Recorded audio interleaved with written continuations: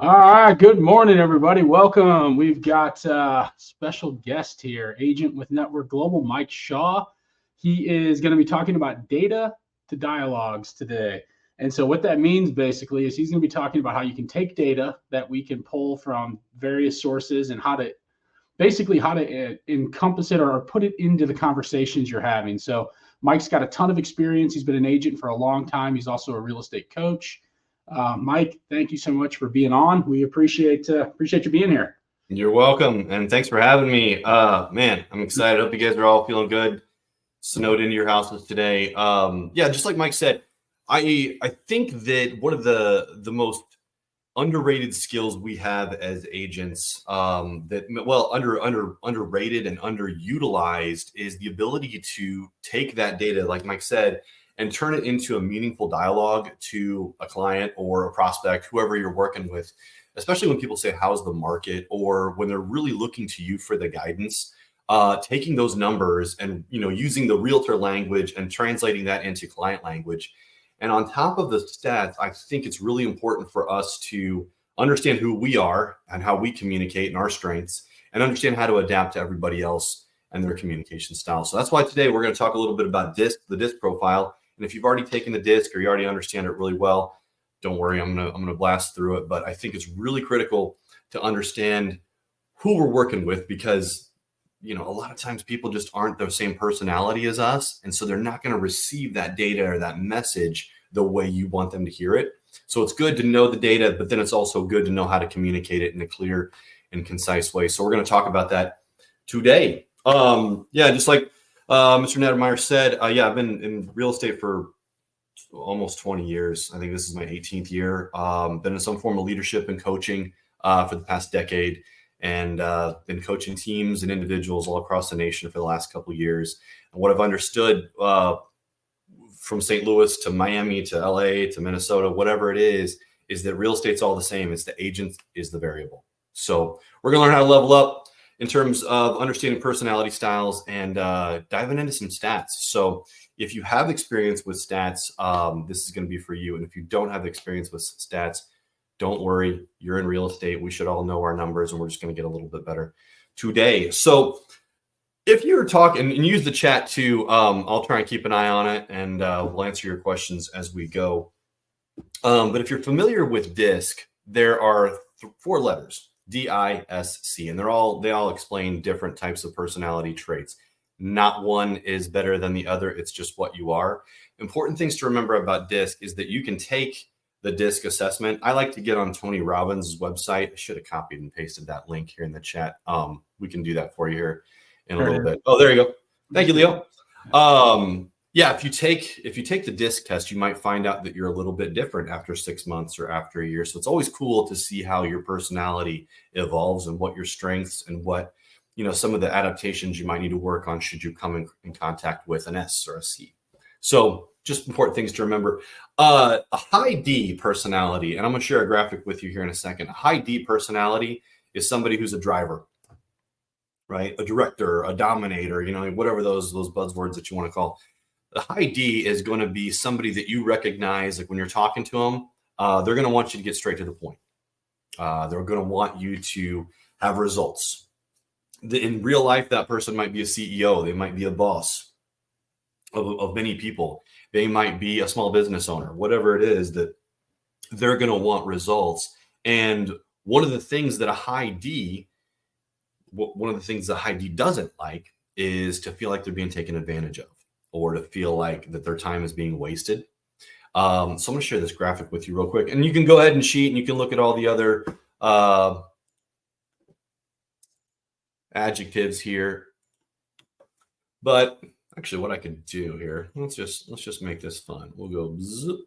So they're results oriented, they're firm, they're strong-willed, they're forceful. I used to work a lot of online leads, but it's all the same. When you come into contact with a referral or somebody you're door knocking or somebody that calls you just from a sign call or whatever, a high D is going to be recognized as somebody that kind of gives you one-word answers. Or if you ask them some qualifying questions, you say, hey, Scott, what is it about this house that you like? And they're going to go, price, location, price. It's close to work.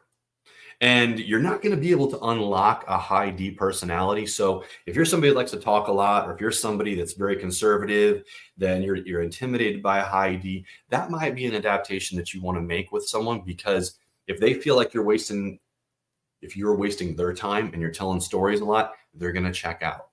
And the flip side goes for a high I personality, an influencer. A lot of people in real estate who are buyer's agents or even listing agents, they're high I's. That's why we got into real estate, to talk, to be chatty, to meet people, to share information, to be liked, right?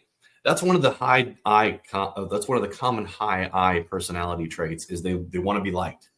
Usually a high I always joke that the high I's in a training class are going to sit at the front of the class. They're going to wear loud clothes. And then when there's the after party or there's a happy hour or whatever it is, they're always the center of attention, talking about, the crazy things that they saw in a showing or whatever, some crazy thing that happened to them. I'm a high D/high I myself. So I've got to kind of know when to turn it on and when to turn it off. Especially like in the coaching space, you got to be a high I so that you got to engage the crowd. But when it comes time to work, you got to have some results, and you got to know what the tasks are, and you got to set deadlines and run your business like a business. So a high I is going to be identified, when you're talking to them on the phone or when you're meeting them in person. High I is going to be identified as somebody who tells a story. And if you're a high D, or if you're another letter and you are looking like you're not really in tune with the conversation, or you're kind of giving them that wrap it up face, they're not going to feel like you like them. And that, my friends, is their worst fear, is fear of being like socially rejected or isolated or just not being liked. Okay. So if you're a different letter that you discover if you take the DISC test, those are the things to watch out for with a high I. Okay. By the way, put in the chat too, I'll interact with you guys. Put in the chat too, somebody who in real estate who is oftentimes a high D. You guys are there. Or if you want to skip ahead and name somebody who's a high I in like a position in real estate that's a high I, put that in there as well as we go. Here I'm going to go down. Your S. Your S is like a stabilizer. I always say S's have a good sit score, I'm trying to find an S word, but like the sit score is good for a high S. They're steady. They like routine. What they don't like is change. And I always feel like we've got to really watch out for the S, because the majority of the population, I've been told, the majority of the population, between like 65 and 70% of the population, is a dominant S personality. And if we understand that S fear change, what is it that we do for a living? The one thing that an S fears is the one thing we specialize in: changing people's living situations. So if we've all got an adaptation to make, whether we're a high S or not, we've got to be somebody that holds the S's hand, because they're fearing change. They like saying yes. They don't like making people disappointed in them, but they're not going to move forward until they're absolutely comfortable. A high S might say things when you're talking to them. They might say things like, well, we don't have to move. Or, if the time's right, or we're going to think about it. We're going to sleep on it. And, this is early. We're just dipping our toes in, we're not ready to commit to anything just yet, et cetera, et cetera, et cetera. And if you're in a high S's house for a listing, they're going to want it all clean. They're not going to want a ton of details to get overwhelmed with what's needed prior to pictures, all this other stuff that we have as our high D, maybe even high C, high I selves. Those types of personalities can overwhelm an S, because you're in their house, you're talking about all these changes, and they're flipping out, right? So when we're in a multiple listing situation, I'm going to talk about that a little bit later. When we're maybe being interviewed by a client for a listing, sometimes the one who wins is the one that shows the most nurturing characteristics, not necessarily the person with the best listing presentation or the coolest sign or the nicest car. It's somebody who is going to give them that comfort that you're going to get the job done and hold their hand along the way. Okay. Does that make sense? Cool. All right. And finally, the high C. We all know somebody who's a high C. They're conscientious. I'm not going to say controlling, but they like content. They like data. They're the analytical, they're reserved, they're precise. They like to be right. We all know somebody like that. And just conversely, the thing that the C hates the most is being wrong. So if you like running data, which we're going to do here in a second, if you like running CMAs and you can communicate those things in terms of like, hey, Mr. Nettermeyer, I think this is a really solid deal. There's a bunch of houses in the area. On average, things are selling between 190 and 210 a square foot. This one right here, it's been on the market 14 days and it's sitting at 183 a square foot. To me, it looks like a really good deal. I think there's a little bit of equity in the house, and compared to the rest of the houses, size, space, price per square foot, I think this is a winner. Speak that language with that crowd, and then you'll be in. Now, if you don't know how to turn that on or off, stay tuned. We're going to talk about stats and how to make you feel a little bit more comfortable presenting that information. So I can't see anything in the chat. I don't know if anybody's. Yeah, Vince said broker for a high D. You said broker. Where is it? Oh, there it is. I had the wrong thing. I had private chat on. No, right on. It's the first day, guys. So a high D is a broker. A high I might be a buyer's agent. A high S, they might be a transaction coordinator or, in like an admin position in the office. And it's okay if you're a high S and you're not an admin, you can adapt. And a high C might be somebody like an ISA or somebody like an analytics person that you employ to figure out what your stats are and your conversion and all those other critical numbers. Makes sense? Mike, can I throw something in? I think it's important what you said in the beginning too, that no matter what your personality style is, they're all equal. I've heard people in the past say, well, I'm not a high D, so I'm not going to ever run a team. And I was like, well, that's interesting. You don't have to be a high D to run a team.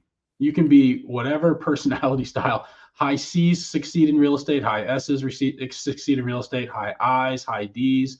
Like a lot of people think that if they're not a particular personality, they can't succeed at a certain aspect of our industry, and it's so incorrect.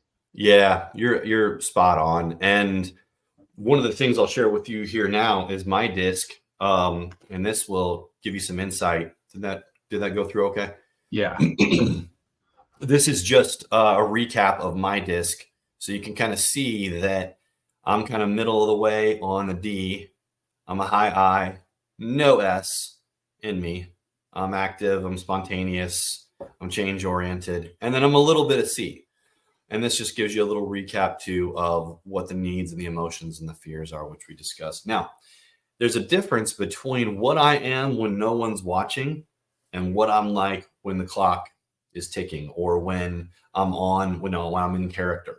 I'm going to scroll up here real quick. You can kind of see this table right here. I'm going to blow this up just a smidge. You can kind of see that my natural style, go down one, my natural style looks like this. Don't worry about this just yet. But I'm a high DI, as I mentioned, and I've got a little bit of S and I've got a little bit of C in me. Those aren't my dominant personality traits, but I can go there if I have to. And when I'm on the clock, like when I'm at a listing appointment or when I'm really in character for coaching or I'm working with buyers, notice how this changes. When I know people are watching me, the biggest adjustment that I feel you can see here is my S goes down to basically nothing, right? I've got to give people confidence that I'm going to get the job done, that I'm not fearing change, that I'm not worried about the routine, like it's going to be one day at a time. I'm the expert. I'm going to take good care of you and everything's going to be okay. My high I is still intact, but I've got to tone down the dominant personality a little bit. A lot of times that's a turnoff with some people. If I come in and bing, bang, boom, I can come off as pushy, salesy, too aggressive, whatnot. So I got to tone that down just a little bit, at least in my mind. And I've got to be a little bit more analytical. So point being here, guys, is that when you take the DISC test, make sure that you're being honest so that it can accurately calculate what you look like in your natural style and your adaptive style.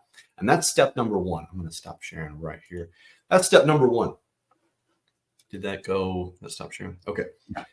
Step two is understanding kind of the dialogues that you need to employ when you recognize that somebody's a different style than you. Okay. And we're going to talk about that via stats. Okay. So I'm going to switch gears real quick. If anybody has any questions on DISC, feel free to throw them in there. I will come back to these for sure. Just give me like a heads up that you have something. But yeah, we'll monitor the chat on that. I was going to For mention sure. too, Mike, yeah, I think it's super important if you've never taken the disc test to take it. And to your point, answer it as honest as possible, not like who Yeah, you want to be. Answer how you would answer, knowing who you are. And so I think that's very important. You'll learn a lot about yourself too. I mean, I did this. I've taken many of these, but did this a decade ago, and it's interesting to see where you finish up. it is. Yeah, and I remember in my Keller Williams days, they had the whatever that test was. What was it, Mike? The AVA, KPA, or the KPA. Yeah, I felt like I was destined for greater things, and the test told me that based on my personality, I was going to be like a front desk guy or something, and I was super disappointed at that.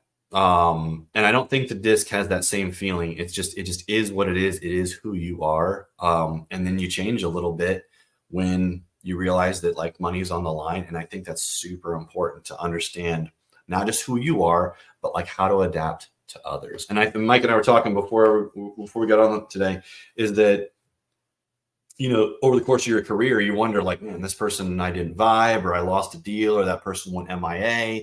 What was it? Like they ghosted me. And sometimes I think it's good to reframe and look at this like, well, what could I have done better? Look internally and be like, hey, could I have adapted to their personality? Could I have brought some different materials? Could I have held the hand better? Could I have kind of toned down the alpha in me a little bit? Whatever it is, I think over the course of the career, we do lose some deals by not being able to adapt. And I think we lose some deals too because we parrot information. Realtors do this. We parrot information like stats or market data or whatever it is that we read, and we don't really stop and ask ourselves, is this local and is this relevant? And can I communicate it to somebody to create urgency?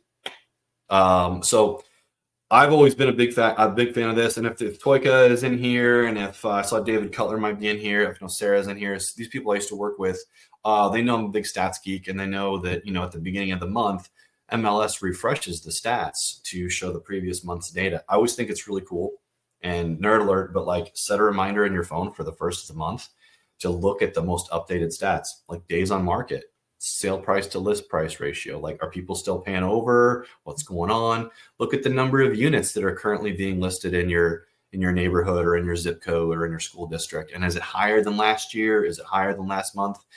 You can identify some of the trends. So that way when somebody says, hey, how's the market? It's like, oh my gosh, oh, what do I say? Versus how much time do you have, right? So I'm going to show you some stats real quick, and we're going to break down, not only are we going to break down the stats, but we're going to talk about like, how do we communicate these to a specific type of personality? And I'm going to look down a little bit here occasionally because I've got some notes. But we're going to start with months of inventory. Months of inventory to me is like the backbone of how we can understand what the demand is or what the temperature of the market is in any given area. And I feel like every other stat is secondary to this. And when you hear months of inventory, you might think like, oh, it's an inventory-based stat. And kinda, but really what it is, folks, is it's more of a demand-based stat.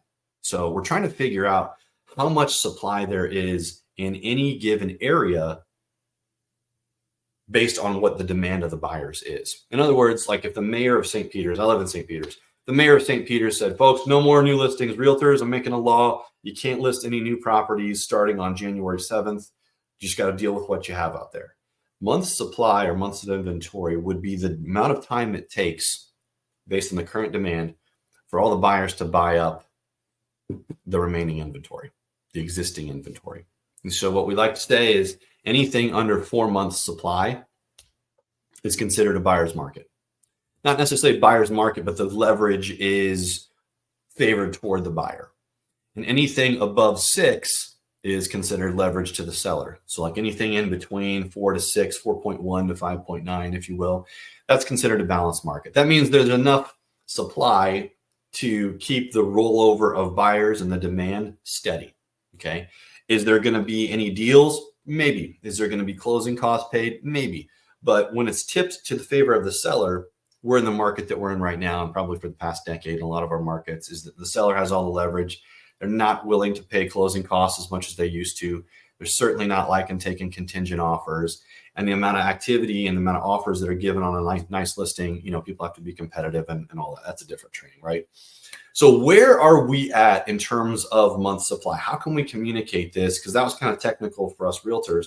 Where are we at in communicating this to one of our buyers or one of our sellers? Well, let's go for it. So we got stats up here. You guys have all been to this page, but you may have never opened the stats tab. So what I like to do is I like to hit residential, and then it gives me this screen.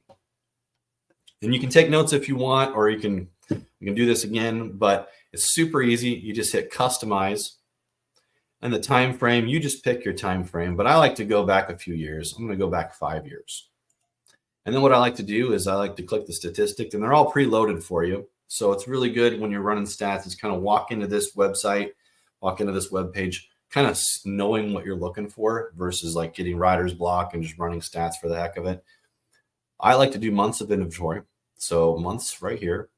And then it automatically groups it by month. Now, what I'll do for this particular stat is I'm going to do St. Charles County over the past, I'm going to go over the past decade.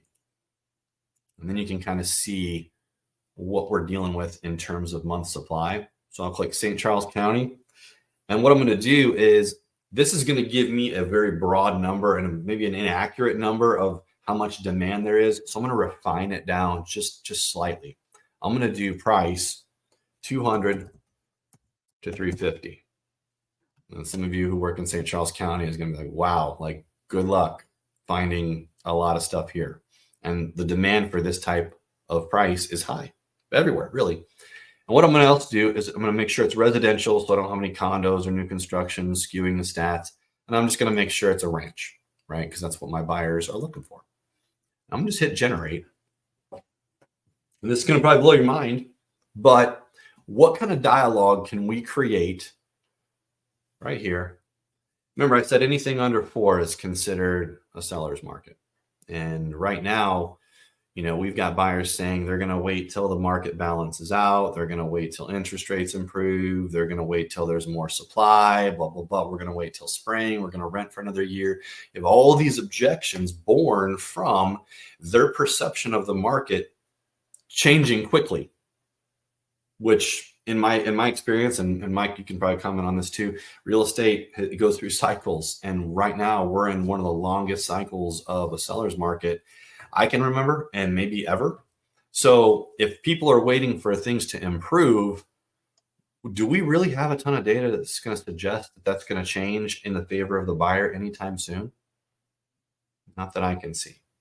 And you can even move this over, this chart right here, you can move it over to data. And you can see that the month supply in December of 2024, the months of supply for a ranch, it's not even in months supply, it's weeks supply. And if we want to compare this to last December, there's less supply or more demand than there was this time last December.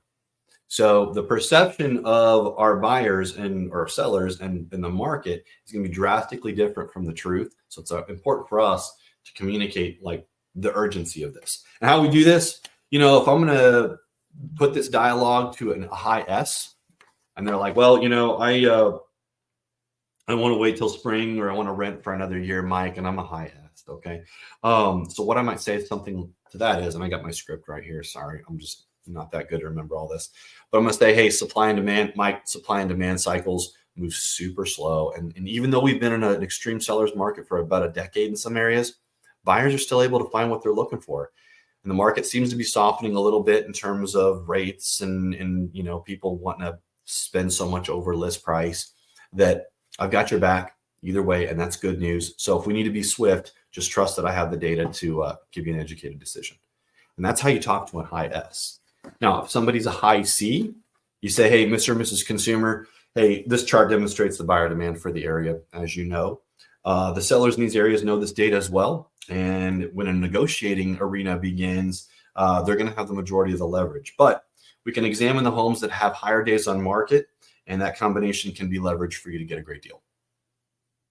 Right. So I'm speaking that data language with people, because there's no way in heck I'm going to show up to an appointment with this chart and expect somebody to understand it like I do, right? And that's why a lot of agents don't really like stats, is because they say they don't like stats, they don't like numbers, is because they haven't really given themselves the development time to really run them and then communicate them. So hopefully this month's supply gives you an idea. And what I would encourage you all to do is go back to search and do your area.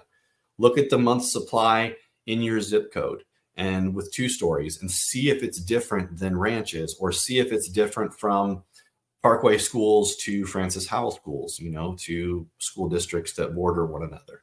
Might create a dialogue to get your buyer out of their location bubble and into an area with a little bit more supply and a little bit less demand.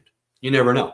The possibilities are endless. And like I said, this is where this stat starts, is really understanding your own backyard, and doing that once a month for about 30 minutes really gives you the confidence to communicate, hey, here's how the market really is versus what you're hearing, on Yahoo News.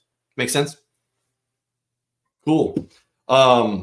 Mike, did I miss anything on that? Is there anything you want to add, or? No, I think that's really good. I think it's super important to use data, to our advantage, and to really not to our advantage, but just to educate consumers. Like, we had friends over New Year's Day for lunch, and they want to buy a house, and they're like, well, we're going to wait, we think, until rates lower. And so I just showed them the difference. I showed them one where a lot of stuff we talk about in our monthly meetings, we go through kind of where the experts are saying rates are going to go. And I share with them that rates will probably go down maybe a little bit in 2025, but we're probably going to be like low 6s, maybe 5.99. And I showed them just the difference in price compared to 6.5 to 6%, and they were shocked. It wasn't much; it was like $100 and something a month. And so that was enough, just using data from that perspective, for them to be like, oh, well, maybe we should start looking now. I mean, we definitely want to move. And so, like, I think, to your point, utilizing data to educate the consumer is very, very important.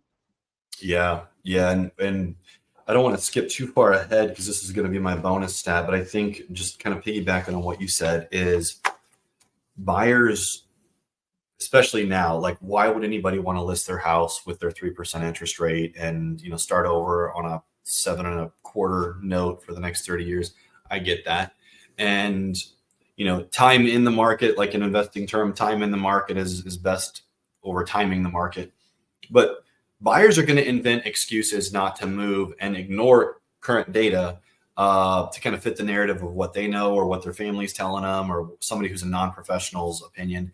And I think what's important to us is just kind of live in their reality for a little bit, and just kind of say, all right, Mike, so if we want to wait another year, let's discuss what that looks like. I know for a fact, and I ran this stat, so just trust me here, is in Chesterfield, 63017, the appreciation from 2023 to 2024 was 9.1%.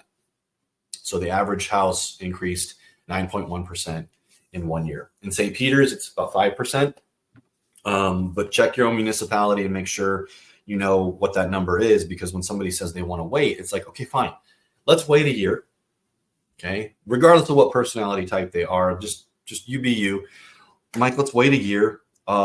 Just a heads up though, if current trends continue, which I don't see any signs that they're going to slow down, Chesterfield increased 9.1% in this past year. And what that means is that's about a $55,000 increase on the average sale price of the house. And so I'm just hedging the fact that if it's 8 or 9% next year, you've got to start dividing up that extra down payment that you need to make over the next. You need to save for that extra down payment that's going to need to be made over the next 12 months. So if we take, what is it, 55,000? I'm going to do it real quick. If we take 55,000 divided by 12, I'm sorry, 55,000, Michael, you're smarter than that, times 20%. We'll just say they're putting 20% down. It's $11,000 extra down payment that they'll need to account for between now and next year. Hopefully you guys are still tracking with me. And if we divide that by 12, it's about $1,000 a month, right? $916 a month that they've got to find the funds to save for that additional down payment, which to me is the irony in it all. It's like, if you've got to save for that extra down payment, even if rates don't change, even if by this time next year they're still 7%, more money is coming out of your pocket to account for appreciation. And the irony in it all is that they don't want to buy a house today because the payment's too high as it stands. So it's really good to kind of not use their words against them, but just use the data. Folks, it's not fact, but it's very likely that the payment that we calculate today will be less than next year's payment. And even if the rates tick down a little bit, the house is going to be a little bit more money. And even if the rates go down a full half a point overnight, do you really think that you're going to get that $550,000 house for 540 or 545 or 550? There's going to be competition. Okay, so we might get stuck with a higher payment even though we have a lower interest rate. And there's always the ability to refinance down the road too. So if I could spend your money, I'm role playing. If I could spend your money for the next couple minutes, what I would do is I lock in the best rate you can today, start building wealth for the next year. Because if we look at the stats here, we'll do it real quick. If we look at the stats in Chesterfield, I just don't see a situation where the values are going to come down and the rates are going to come down at the same time. And if they do, it's going to be mad competition. So probably the best time to buy is yesterday, but the second best time to buy is today. So let's do this. Let's share. Let's look at this real quick. We'll go last 10 years. We'll go average sale price. Where is it, Michael? Average sale price, and we'll group it by year. You don't want to group it by month. That's just too much data. So we'll group it by year. And we'll go, I'm going to deselect St. Charles County. We'll get rid of all of this. We'll get rid of all of this. And we'll just go, where's my city here? Chesterfield. No, we'll just do 63017. Here we go.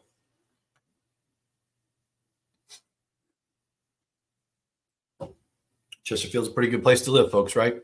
It's a good investment. But we saw that big bump here last year. That was where the 9.1% came in. So I know this data. You know this data. You have access to this data.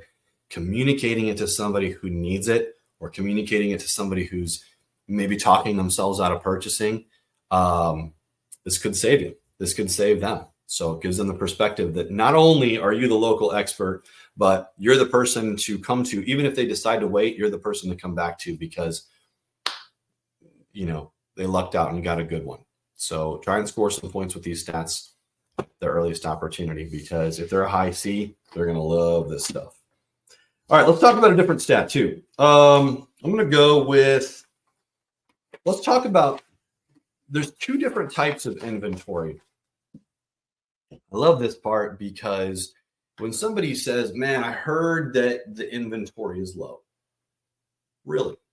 That's just kind of a blanket statement. We've all talked to somebody who said, man, this inventory is this, and blah, blah, blah, blah, blah. I don't know. There's nothing for sale. And that's partially true. But there's two different types of inventory. So what I like to tell people when they say, hey, what about the inventory? I'm gonna be like, well, what inventory are you referring to? There's two different kinds. And then that'll stump them. They'll go, what do you mean? Like, well, okay. So Sarah, there's active inventory and then there's new inventory. So the amount of new inventory is lower than previous years, but it's not as low as you might think. It's the active inventory. So it's what's left over after it stops being new. And that is where we fall off a major cliff. So that's another way to describe that, like, you're late to the party. Other buyers don't care what kind of market it is. If it's good and it's priced well and it's in my area, I'm gonna buy it up. So let's talk about this. So let's go in the past 10 years. What did I have in Jefferson County? No, we'll do Parkway. We'll do Parkway schools. In the last 10 years, for number of new listings, we'll group it by month. And we'll do Parkway schools. So I'm just going to go down. I'm going to do it the hard way. We'll go Parkway North, Central, West, and South residential homes. Let's look at number of new listings. And you'll see the seasonality, right? Spikes are the summer months. The troughs are the winter months.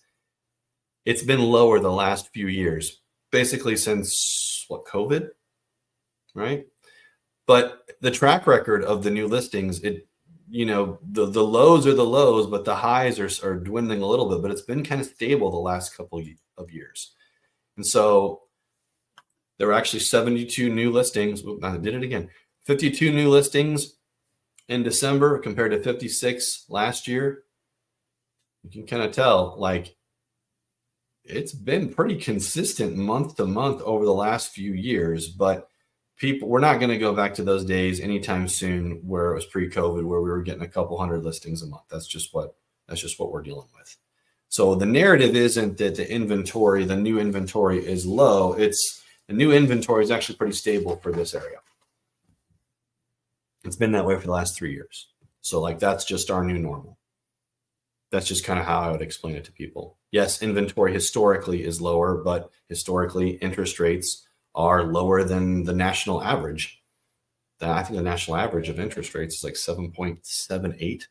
So you zoom out. My point is, like, if you zoom out, like, your expectations of the market can't be the same year over year. It changes, right? So let's go back to this. The active inventory, this is where you will see a drastic difference. So if we change this to active number of listings, this is where you'll see the pain in the market. There we go. See how that's a much different graph? New listings is one thing to consider, but if we're talking about active listings of what's actually for sale at the end of the month, that's where the struggle is with buyers, or that's where the struggle is with sellers. There's not that much to go around, and there's high demand. The interest rates are doing what they're doing, but as you can tell, the interest rates really aren't a driver. It's just supply and demand. So how do we communicate that? I mean, how do we communicate this to a high D personality? How do we communicate, like, listen, you're going to have to buy something, right? Like, you can be in charge all you want, sir. You're going to have to buy something. That's what we want to say, but we can't. But a high D personality is not somebody to be intimidated by, because maybe they have that intimidation factor, or they are driving the results and interrupting you, or whatever it is. You just got to kind of take the reins back and say something like, hey, Mr. Buyer, hey, the buyers who are at a severe disadvantage in this market are not getting the advice that I'm about to give you right now. Okay. Great homes are selling quickly and for top dollar. And, the sellers and the agents are looking for two things right now. They're looking for pre-approved buyers, and they're looking for people that are non-contingent. It'd make a ton of time saving sense to have all this stuff ready to go. And if we find the right deal, like, you'll be at the top of the heap in terms of offers. Like,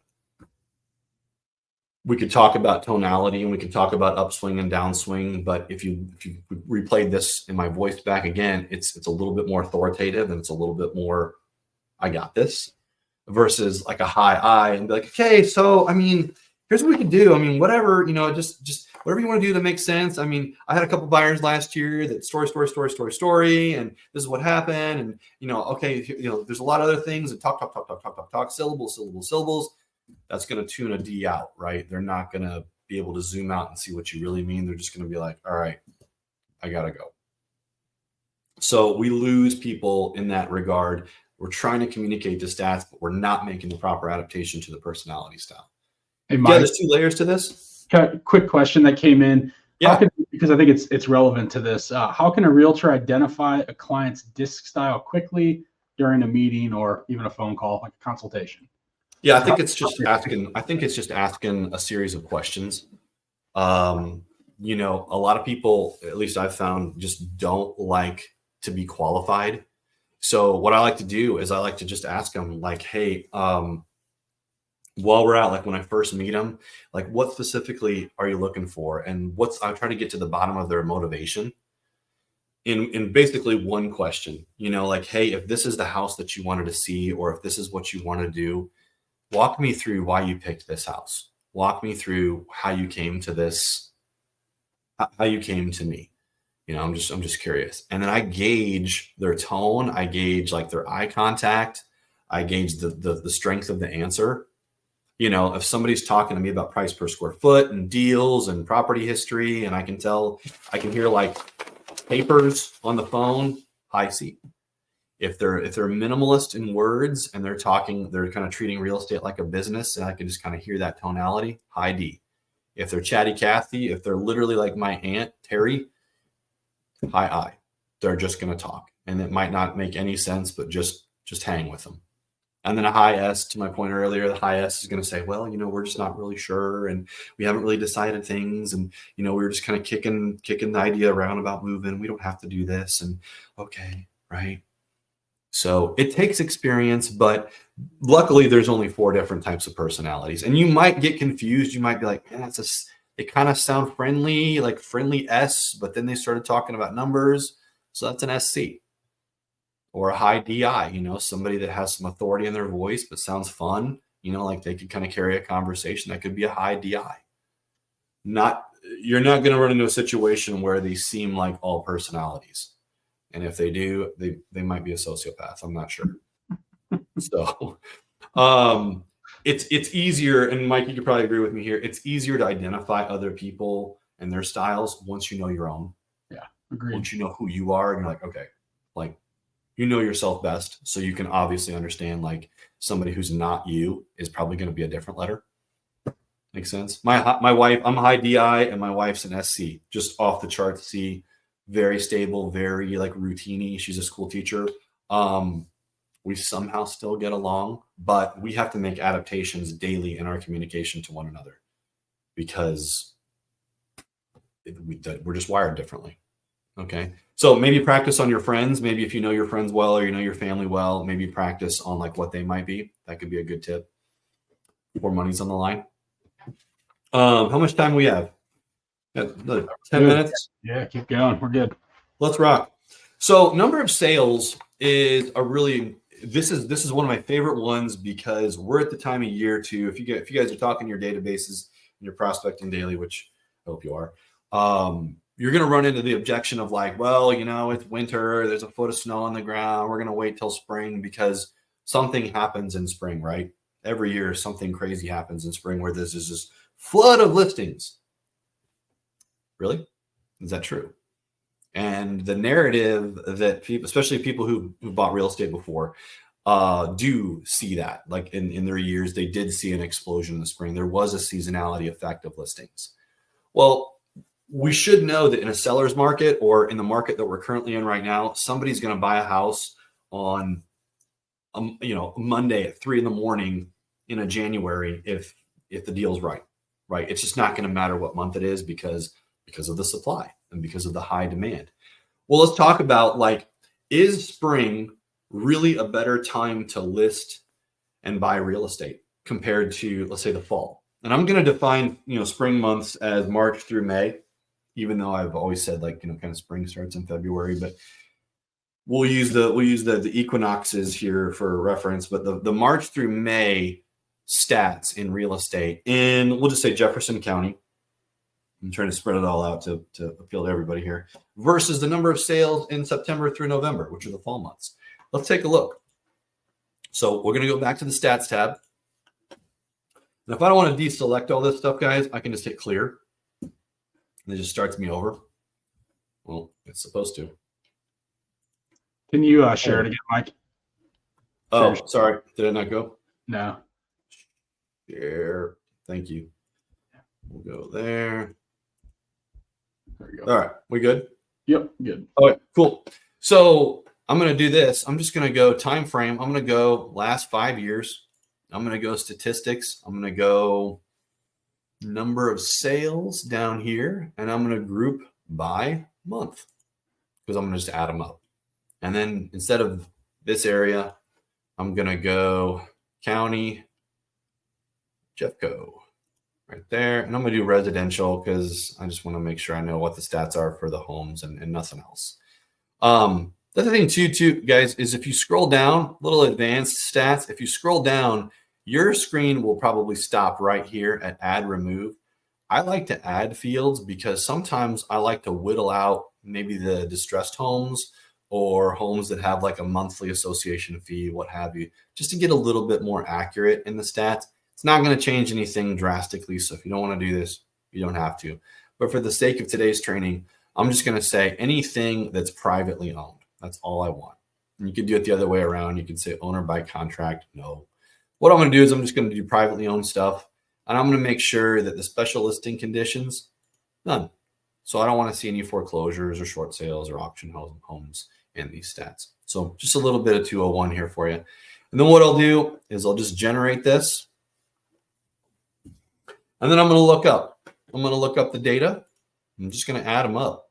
So in 2024, I'm sorry, 2024, we had 683 homes that sold in the spring. I'm just doing the math for you. And we had 637 in the fall.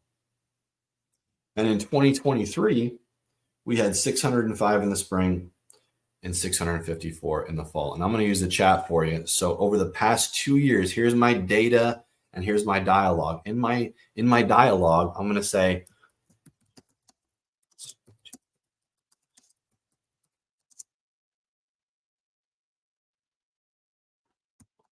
give me a sec.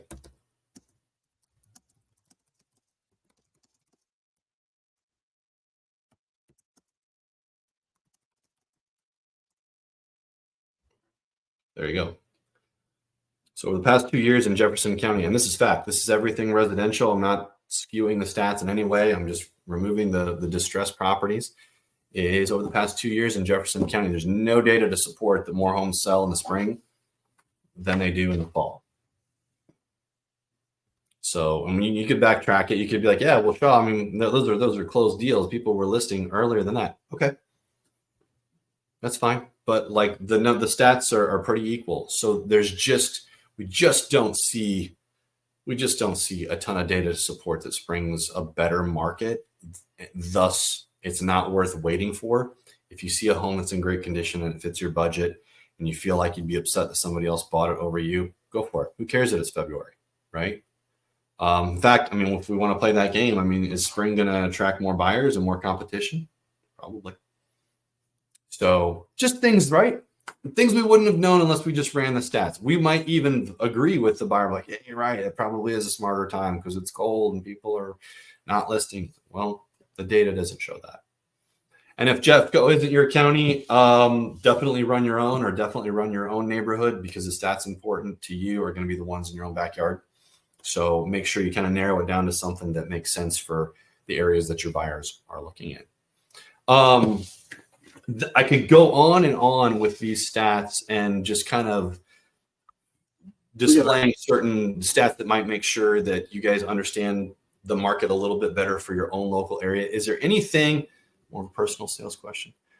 Sorry, I'm going to stop. Tim, more of a personal sales question. When a potential customer is going back and forth from high D to high I, do you match in communication? Yes.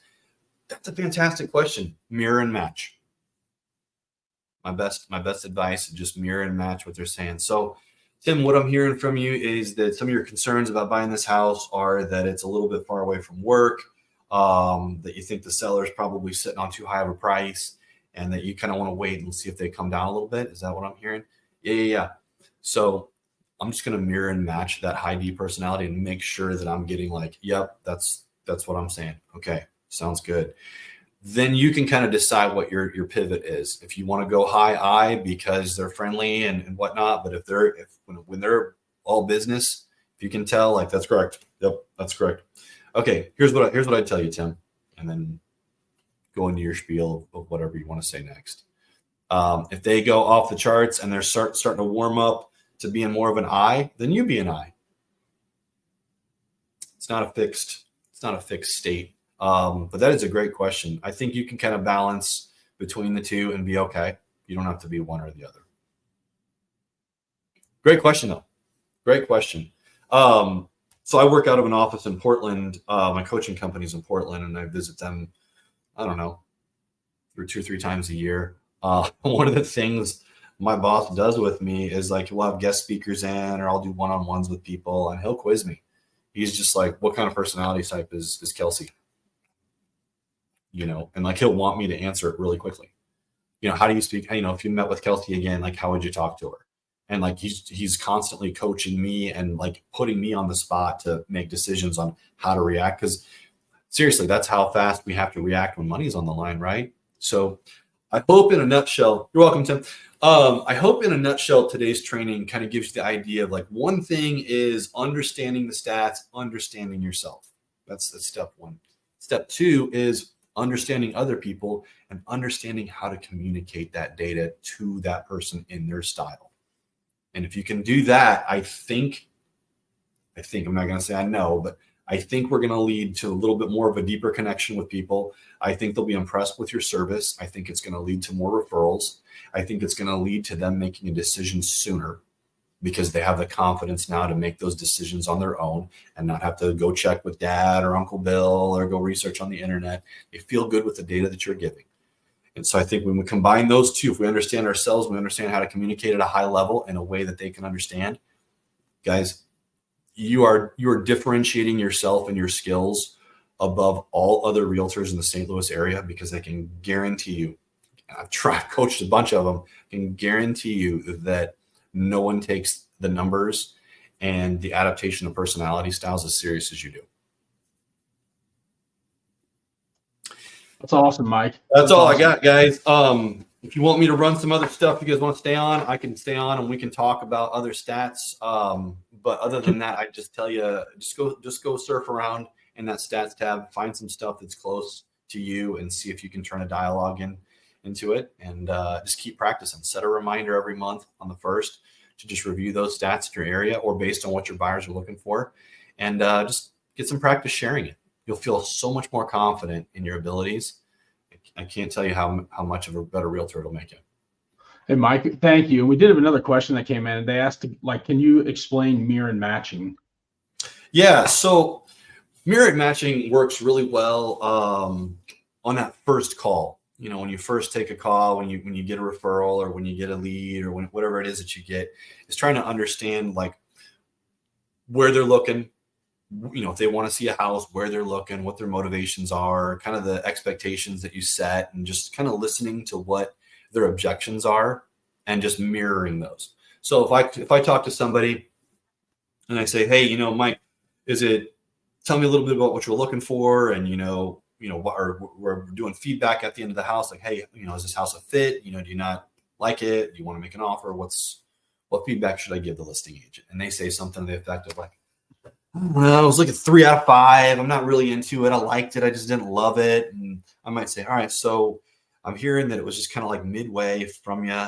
You didn't love it, but there is some things to like about the house. Is that what I'm hearing? Yeah. So let me just ask you this. What would it take for this house to be a 4?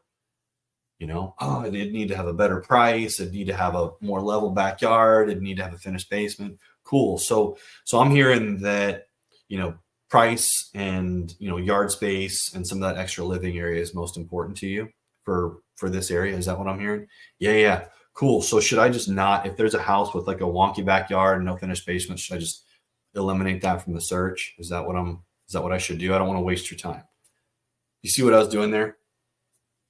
Just taking what they're giving me, kind of bouncing it back off of them and just seeing how they react to it. Same thing in a listing appointment, you know? Hey, so what are some things that you have to get done before you list the house? Oh, you know, I got to make sure the baseboards are totally clean. I got to make sure the windows are wiped down. I got to make sure the grass is cut and all that stuff. All right, cool. So here's what I'm hearing is that you're kind of concerned about like the minute details of the house, and that's all great and dandy.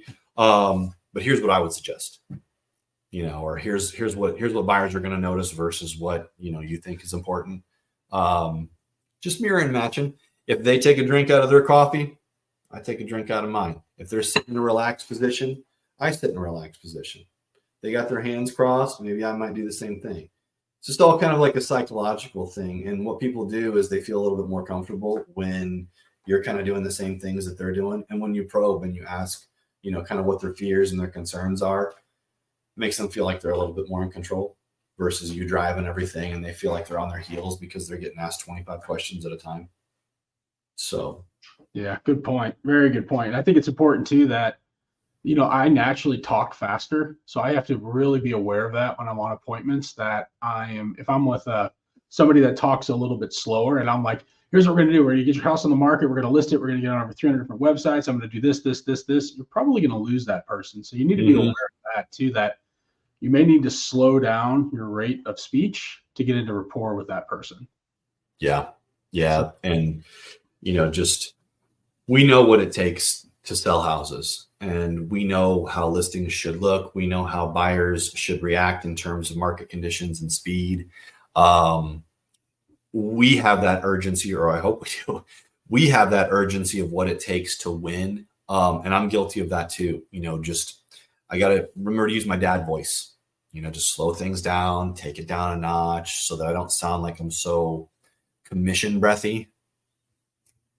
Like, we got to do this, and you got to react, and you got to beat this person, and here's all the different ways to win, and here's what we should do, and you can't list like that, and blah, blah, blah, blah, blah. You got to change all this. It's like, slow down. Even though that's true, remember, buyers haven't done this before. And I coached some new agents out west, and I have to remind them of, like, most of the people you come in contact with have never been in someone else's house before. Like, they might have been in their parents' house or their best friend's house, but like outside of that, like, they probably haven't been in another stranger's house ever. And they're talking to a stranger in another stranger's house. That's uncomfortable. Like, put yourself in their shoes for a second. And we as realtors, we don't think about that stuff. We're just like, hey, nice to meet you. Let's go see the house, have some fun. They're freaking out. Like, the price is on their mind. They're moving. They don't know you. So, like, it might take them a second to decide if they even like you or not.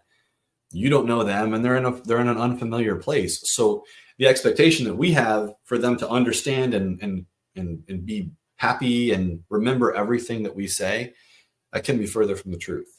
So, to Mike's point, slow down. If this is the amount of syllables you want to use, try and get it said in this. A little bit more success. The gap between what a consumer knows and what you know over the years is shrinking. Right? We have the internet, we have high definition photography, we have virtual tours. All the MLS data, if not most of it, is on the internet. So, like, they're going to come to you about a property most times knowing more about it than you do. So I don't know if they're looking for a salesy approach. I think they're looking for education. So the average person, I'll end with this because I think about this all the time. Harvard did a study where they asked people how many seconds it on average takes you to decide if they like you. In a dating situation or in a business situation, like, how long does Michael Nettermeyer have to talk before I decide if I want to do business with him or not? Do you guys want to know the average? 7 seconds. And when I ask this question to people in training, they're like, oh, probably a minute, 30 seconds, blah, blah, blah. And I'm like, the average person only needs 7 seconds to decide if they like you.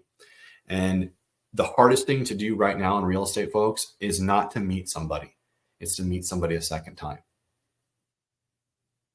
So when we talk about conversion, or when we talk about getting people to the closing table, I often talk to people like, I don't have any problem getting an appointment. I don't have any problem getting referrals, or I don't have any problem, creating that connection on the first appointment. What I do have a problem with is, from the second I lock the Supra up, what do I say on the way to my car, or what do I say at the follow-up level to recapture them again and get them to go out with me a second time? And the fact of the matter is, guys, it's not them. Most times it's you. And that first 7 seconds of your intro, or what you say and how you say it, and your voice and your volume and all that stuff, that's very, very critical. Now, the second layer to this stat, and this is where I'm really going to stop. The second layer to this stat is, if that person decides that they don't like you, on average, that person needs 8 subsequent positive interactions with you to change their mind about the negative interaction they had with you the first time. 8 times. And we all know in real estate, we don't get do-overs. So what comes out of your mouth, whether it's data-driven, whether it's personality-driven, whether it's just a smile on your face or asking how old the kids are, whatever it is, be really mindful that that person's listening and deciding if they want to make the largest purchase of their life with you or without you. And I think you can enhance that with what we talked about today, for sure. So try and incorporate that just in little bits here and there. And if you execute that here and there with some effect, I think that's more dollars, and I think that's more referrals for you. So that is all I got. We're at 10:29. That's awesome. Perfect. That's good stuff. I really appreciate it. Woo! You guys, I'll try and be in on Tuesdays when I can, Tuesday mornings. So if you want to chat real estate, or if you want to message me on the side, here, I can put my phone number in here. Be happy to help you. Be happy to help you. So it's what I like doing. So if you have any questions, if it's a broker question, don't call me. Not going to help you there. But if it's like, hey, what would Shaw do? How would you say this? Let's talk about some verbal judo. Always willing to help people with that stuff. So very cool. That's awesome. Everyone's saying thank you so much too. Great information. So Mike, we appreciate you being on very, very much. Thanks for taking your time. Thanks for throwing your number out there too to be a resource for agents. So you're welcome. Thanks for having me. Absolutely. Our pleasure. No, thank you. Thank you for everybody for being on, and we'll see y'all next time. We'll talk soon. Thank you, everybody. Stay safe, guys. Bye.